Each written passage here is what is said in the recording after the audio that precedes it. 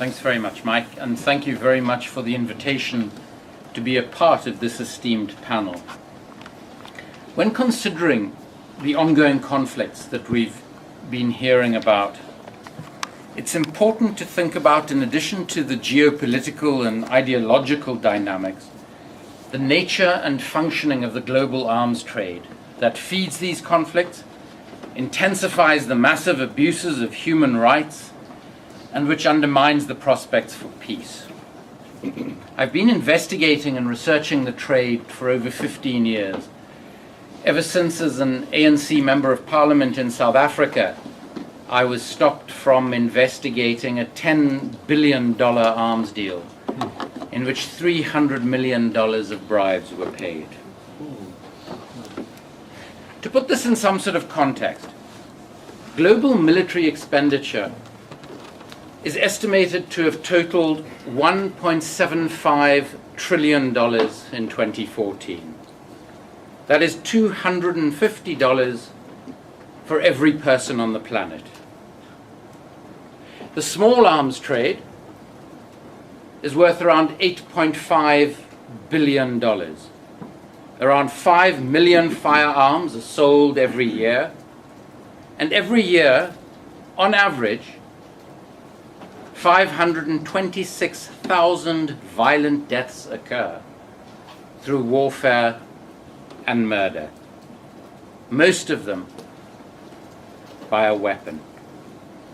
The United States buys and sells almost as many weapons as the rest of the world combined. Other major producers of weaponry include Germany, the United Kingdom, France, Russia, Israel, and China. These countries sell weapons through their large government-subsidized defense companies. Last year, 2014, the biggest buyer of weapons in the world was Saudi Arabia, with the UAE, Turkey, Israel, and India also increasing their purchases significantly. While quite obviously an important dimension of national defense, a tool of foreign policy, including sometimes covert foreign policy, and a contributor, albeit overstated, to the economy, the arms trade, big and small, has additional profound impacts on the world. From the enabling, fueling, and perpetuation of conflict and repression to the corrosion of democracy and human rights. Arms deals stretch across a continuum of legality and ethics, from the official or formal trade on the one side to the black market or illicit trade on the other. Between these two extremes sits what we call the grey market, what I describe as the shadow world of arms purchases. But in fact, in practice, the boundaries between these three markets are extremely fuzzy. They're almost always intertwined and dependent on each other.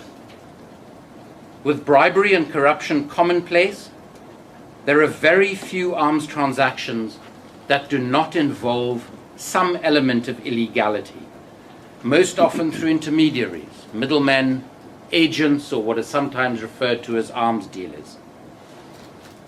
And many arms dealers who provide services to large defense companies and governments continue to operate in the black and grey markets.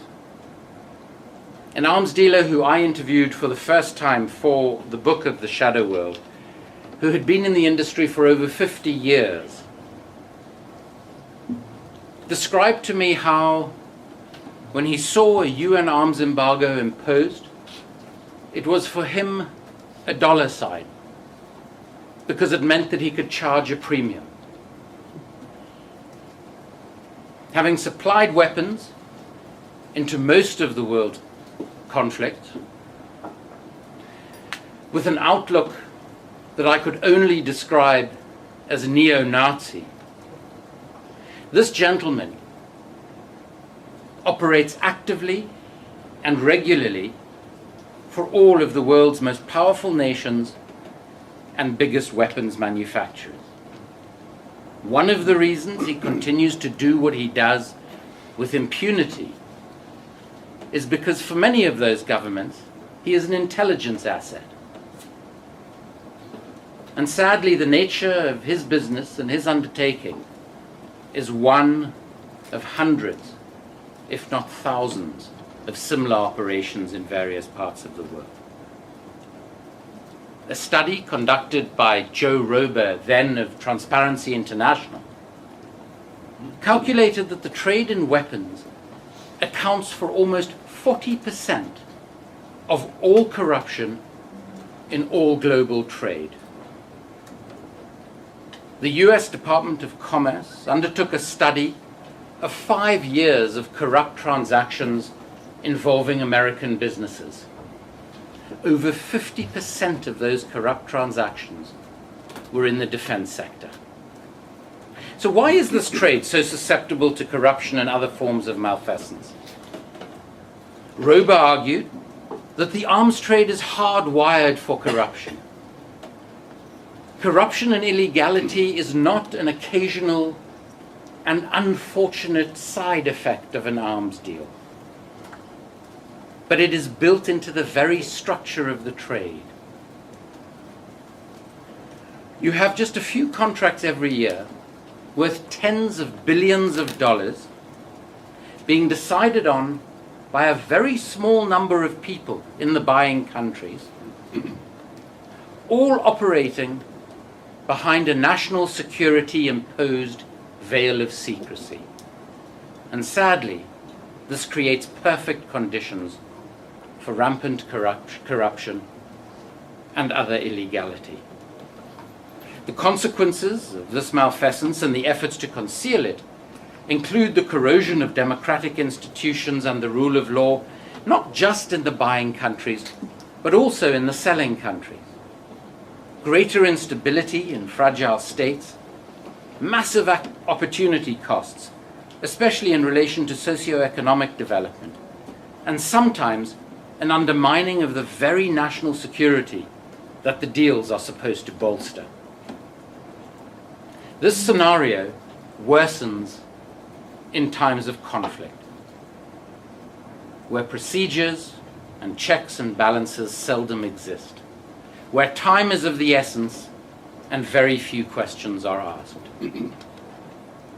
Crucially, those involved in this trade wield enormous political influence through the phenomenon of what is described as the revolving door, the movement of people between positions in government, politics, the military, intelligence agencies, and this network of vast defense companies. The consequences of this are a distortion of policy making, not just in the ascendancy of war making over diplomacy, but also in foreign and economic policy decisions.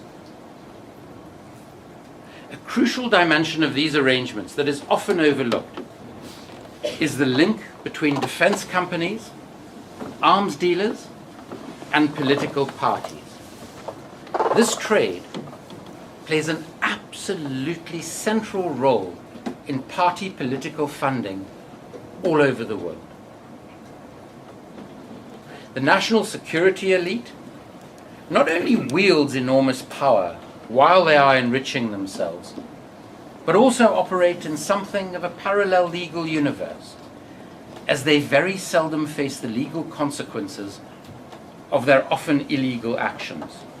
To give you but one example, of the 502 violations of UN arms embargoes that we recorded for the book, together with a research team from the University of British Columbia, 502 violations. Only 2 have ever resulted in any legal action whatsoever. 1 resulted in a conviction.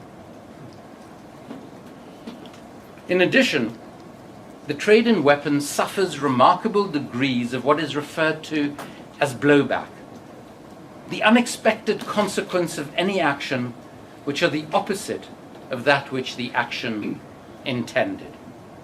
In the arms trade, blowback results in weapons sold that often land up in the wrong hands or even being turned against the very countries that sold them.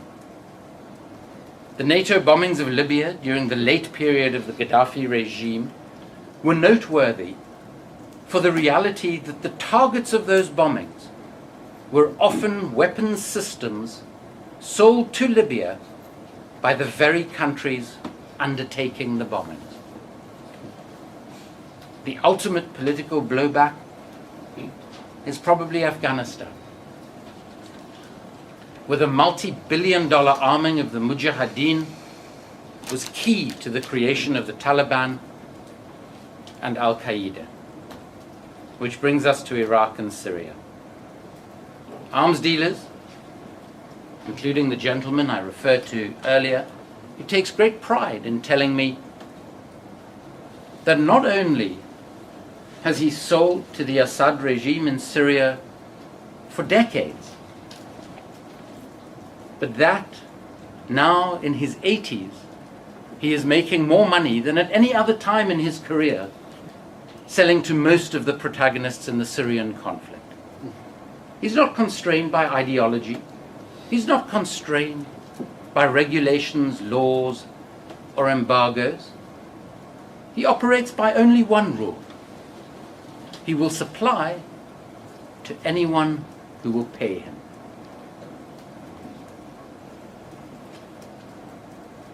The world's most powerful nations' failure to clamp down on these dealers because they often use them for covert foreign policy or as intelligence assets is very sadly coming home to roost.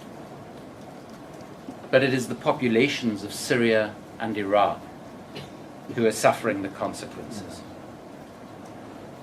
And it is the strategies of the world's most powerful nations in the region that is also at fault. As we discovered in Iraq, intelligence in the region is extremely difficult to garner and is often unreliable and faulty.